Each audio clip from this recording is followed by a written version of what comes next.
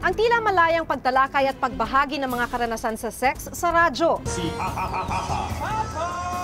Ay my God! Dinala ka sa madilim. Para baka feeling mo lang, yakapin ka niya, ayaw lang niya makita yung mukha mo, sira. Pare, laspag na ako eh. Pare, wow. Huwag tayong papayag na bibigyan tayo ng basura. Kasi tayo ay nakikinig upang magkaroon ng karunungan. I guess it's your discretion kung makikinig ka o hindi. Ang hinaing ng mga differently abled athlete.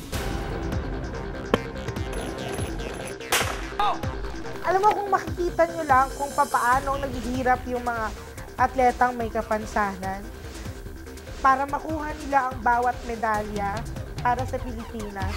Go!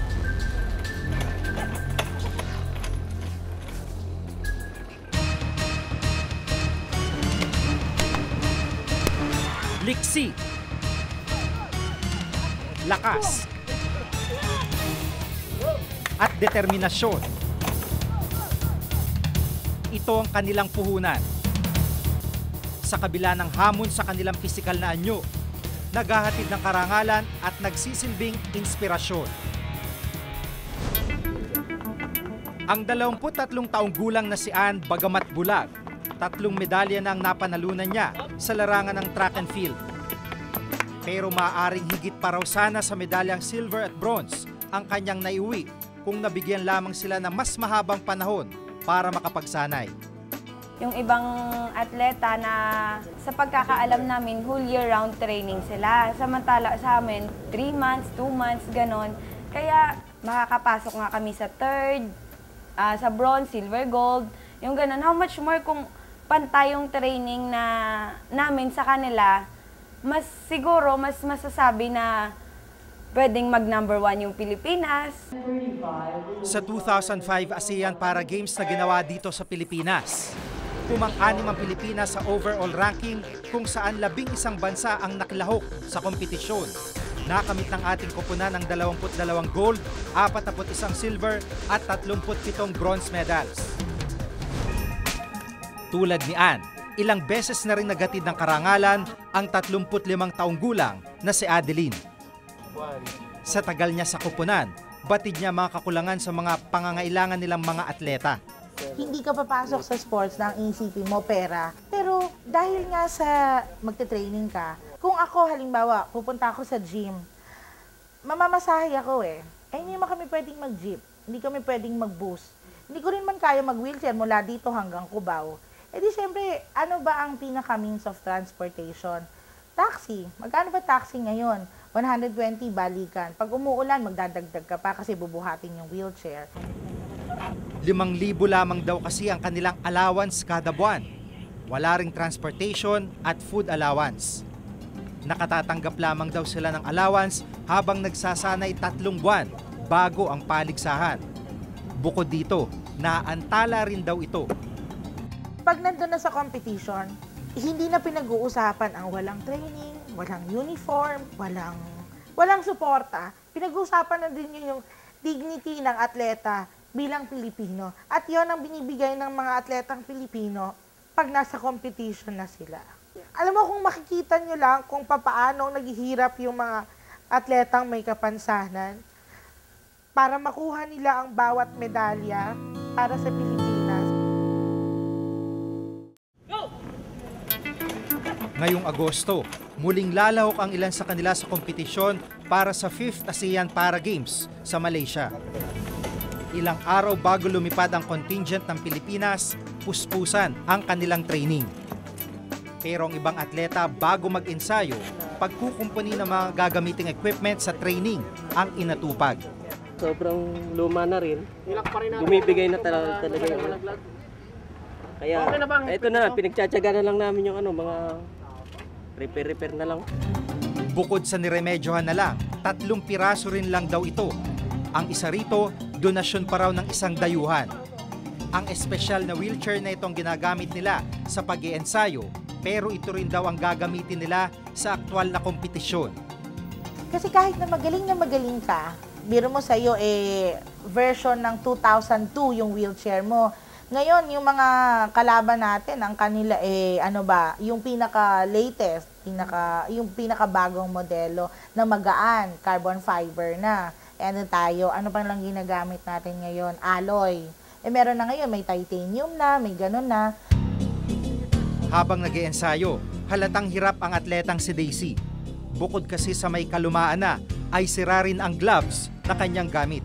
Wala, sira na po. Tanggal na yung dikit. Kami lang kasi yung gumagawa niyan. Rugby lang yan. Saka? Euler tape. Kwento niya, nung nagdaang kompetisyon niya sa ASEAN Para Games sa Thailand, wala raw siyang suot na gloves, di tulad ng ibang kalahok, kaya malaking epekto raw ito sa kanyang naging performance. Of course, yung moral nila talaga, siyempre, mababa. In fact, paalis na kami sa isang araw, yung training equipments wala pa. Hindi pa kami. So, ang ginamit namin lahat, kung nakita nyo yung mga implements namin kanina, mga discuss namin, shotput, lahat yun mga luma, mga talagang, yung iba, dilapidated na, yung mga, so, malaking factor din yun sa practice na sa training. Training allowance, wala po kami natatanggap. Ang natatandaan ko pa nga ho nun nagpa-practice kami, ang minimerenda lang po namin, pantisan lang po. Go!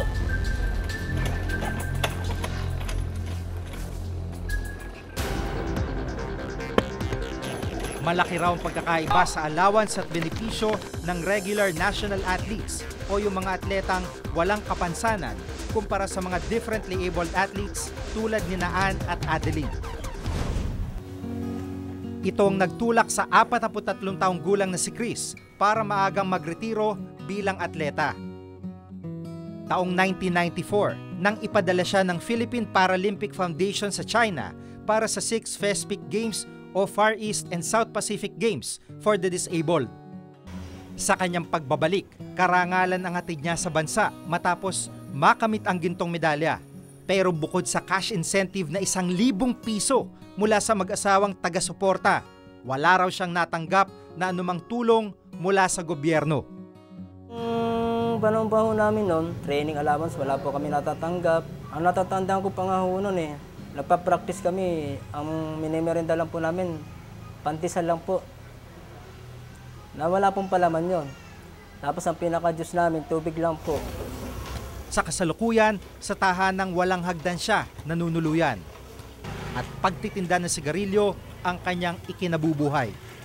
Dito lang po talaga akong maasa sa lahat ng aking panggastos po. Minsan nakaka 150 lang po, 200. Base sa RA 9064 o ang Sports Benefits and Incentives Act of 2001, may matatanggap ang national athletes, coaches at trainers na mga diskwento, housing and livelihood programs, scholarship, medical retirement, death benefits at cash incentives. Pero dahil hindi sakop ng batas ang disabled athletes, hindi sila kasali sa mga pribilehiyong ito. We don't actually have funds allotted specifically for them. I think there needs to be a law amendment making them on equal standing with the normally abled athletes, because yung mga sweldo ng mga differently abled, they receive it come competition, not year-round like yung national athletes ng normally abled. Gayunman, sinusuportahan pa rin naman daw nila mga differently abled athlete, pero inamin nilang maliit lang ang pondong inilaan para sa kanila. Malaki yung requirements nila, and on top of that, when you go to a competition, hindi lang yung athlete ang sinesend mo kasi meron din yung mga runner or guide, ewan ko, for depending on their ability needs. And then on top of that also, there are so many categories sa differently abled. Kung one limb, that's one category. Kung one leg, that's another category. Kung bulag, there ang daming mga events. So it's also very hard for us to just say yes to everything. I would like to acknowledge the presence of our para-gamers who are going to compete in the 5th ASEAN Para Games 2009 from August. Sa kasalukuyan, isinusulong ni Senator Pia Cayetano ang House Bill 1408 na amyendahan ng batas at mapabilang ang mga atletang may kapansanan sa cash and non-monetary benefits. Nung nalaman ko na meron namang magagandang incentive yung normal athletes, edi ang pinagtuunan ka ng pansin yung mga differently abled and disabled kasi nagkaroon din ako ng anak na disabled eh. So, in fact, yung effort siguro nila mas mahirap pa kasi para makarating sila sa level na yon, grabe din ang pinagdaanan nila.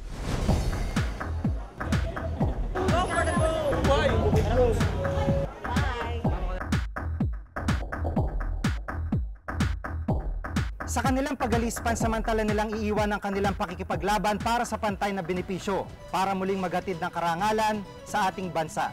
Ako si Jigo Manicad at ito ang nakatala sa aking Reporter's Notebook. Oh my God! Kasi I always ask, proud ka ba sa ginawa mo? Pag may nagsabi sa akin na caller na, opo, tantado ka pala eh. I say that on air. And I mean that on air.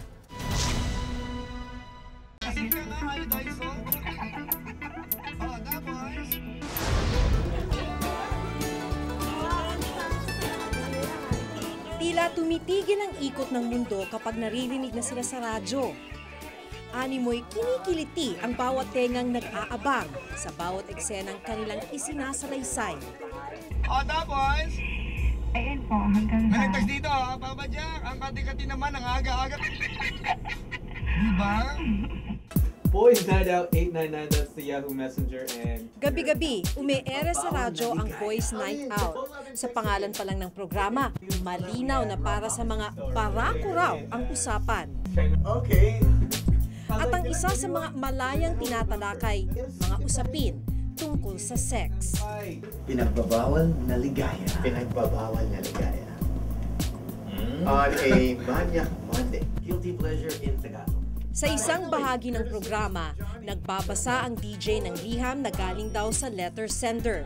At kasama sa kwento mula sa liham ang tungkol sa karanasan sa pakikipagtalik. So, kami naman, pinapakita namin na, boys kami, anong ginagawa ng mga boys kapag single. Di ba? Siyempre, filter, edit. Random po ba yung topics? Random yun eh. Kahit anong gusto mo ilabas. Love, sex, drugs, suicidal, marriage. Sa mga nakandabay sa atin, hello, binini mo sa lahat. Daning this our time. Kamusta? Di nalalayo rito ang programa ni Professor John Gemperle, o mas kilala sa kanyang mga tagapakinig sa FM radio bilang Papa Jack. Si Papa! Oh my God! Dinala ka sa madilim. Para baka feeling mo lang, yakapin niya, ayaw lang niya makita yung mukha mo, sira.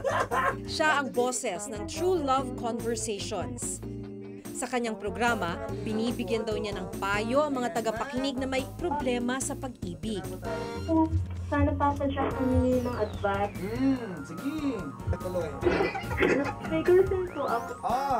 Kaso, may sablay. Bakit? Tibo rin siya. Sablay talaga yan, para ng tibo. Ibig sabihin... Pero pagsapit ng alas 12:30 ng madaling araw, tila nag-iiba na ang tema ng usapan. Dahil sa mga oras na ito, sa programang Wild Confessions ni Papa Jack, mismong callers niya ang nagkikwento ng karanasan nila sa sex. Matt, habang magkausap tayo, nagkikembelar sila. Kasi pwedeng mangyari yun.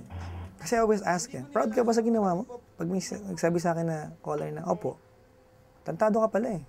I say that on air. And I mean that on air. Diba? Nagkwento ka sa akin, pag-usapan natin, pwedeng pag pinag-usapan natin, nakakatawang pag-usapan yan. Diba? Pero alam natin na mali yan. Pinagbabawal na ligaya. Bukod sa pagsasahimpapawid ng mga usaping may kinalaman sa sex, ang mga programang Wild Confessions at Boys Night Out parehong gumagamit din ng double meaning jokes at ad-libs sa kanilang programa. Pare, laspag na ako eh. Pare, may na-spotted ka pare. Ka naman! Ganda mo, sister. Wala namang nakikitang mali si Papa Jack sa kanyang ginagawa. At kaya nga raw madaling araw ang oras ng kanyang programa ay para masigurong wala ng bata na nakikinig. I guess it's your discretion kung makikinig ka o hindi. Di ba? Nababahala si Gina Abuyuan, editor-in-chief ng isang parenting magazine, sa pagsulpot sa radyo ng mga programang nakasentro sa sex. Dapat malaman nila kung anong nararamdaman ng magulang, di ba? Kasi pag Kung magulang ka, hindi lang sarili mo iniisip mo eh. Hindi lang yung freedom of expression mo iniisip mo, hindi lang yung ratings iniisip mo eh. Kahit daw madaling araw pa napapakinggan ang mga programang may masisela na tema, hindi pa rin daw maiiwasan na meron at merong mga batang maaaring makarinig nito. Si Leanne, hindi niya tunay na pangalan, 13 taon lang siya. Aksidente niyang napakinggan sa radyong isang programang maselan din ng tema. Marami po palang paraan yung mga tao para makapagganon. Na-open po akong dahil dun po sa napakinggan ko. Para sa DJ na in-interview namin, mga magulang ang may responsibilidad na protektahan ang kanilang mga anak mula sa mga programang sensitibo ang tema. Now, if you're the parent and you know this show, di ba, hindi mo ba kaya maging responsible na patulugin yung anak mo ng ganong oras, di ba? Kaya nga nilagay yung show sa ganyang oras kasi i-cater yung mga adults, di ba? Para sa isang psychiatrist-psychologist na si Dr. Randy Del Llosa, maaaring may benepisyo naman daw ang ganitong mga programa lalo na para sa mga mag-asawa. Pampadagdag na siya ng pantasya. So, para hindi tayo masyadong naka-immerse sa reality, yung mga paghihirap, at least meron tayong iniisip na masarap. Pinatotoo ni Jackie Concepcion, malaki raw ang natulong ng mga programa para mas maging maligaya ang pagsasama nilang mag-asawa. Ayun, nakakabuhay nga ng dugo. Minsan pag magkaaway kami ng asawa ko, doon ko lang ibinubuhos, nakikinig lang ako sa kanya. Pero nakakasama naman ang pakikinig sa mga ganitong programa kung nasa hindi tamang pag-iisip ang makikinig. Kuminsan, nagiging experimental rin sila sa mga naririnig nila, and then it may cause them to be unfaithful to their partners. Para sa isang profesor ng Media Law at Ethics sa Ateneo de Manila University, hindi raw dapat isinasahimpapawid ang mga ganitong klaseng programa. Huwag tayong papayag na bibigyan tayo ng basura kasi tayo ay nakikinig upang magkaroon ng karunungan at upang umunlad tayo at gumanda yung ating paroroonan. Pinagbabawal na ligaya because as much yung radyo, mas malawak pa nga ang dating niya kaysa TV at saka mga pelikula. So, nangangailangan tayo ng isang batas at paraan upang mapangalagaan ang ating broadcast content.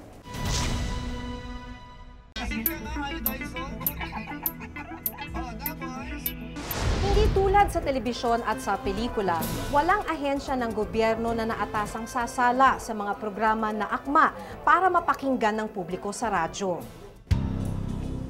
Dito, madalas maging takbuhan ng National Telecommunications Commission. Pero nitong Abril, nilinaw ng Korte Suprema na sa teknikal na aspeto lang ng pagsasahimpapawid ng isang istasyon ng radyo ang saklaw ng NTC. Ang sinasabi ng Supreme Court sa atin ay parang hinalintulad ng mga radyo sa dyaryo. Na kung ang mga dyaryo may freedom of expression, ganito rin sa mga radyo. Maaari rin namang magsumbong sa kapisanan ng mga broadcaster ng Pilipinas kung kasapi ng organisasyon ang naturang istasyon ng radyo. Sa KBP, ito ay isang voluntary membership. Kung hindi kasapi dito ang isang network, walang jurisdiction ang KBP. A visitor that actually came here, tapos he was reading a poem, medyo sobrang deep Tagalog that even Sam didn't understand. I didn't understand. So apparently it was very malaswa. But yun lang. Basically, it's not what we did. It's what a listener said on air. So yan, na-sanction. Mga Pilipino dito at saka sa abroad. Noong nakaraang taon, nahinto ang pagsasahimpapawid ng Forbidden Questions, isang segment sa programa ni DJ Mo Twister. Makailang ulit na raw siyang nagsususpindi at pinagbabayad ng multa sa KBP dahil sa paglabag sa Code of Ethics ng KBP. The DJs, we got suspended, we got fined.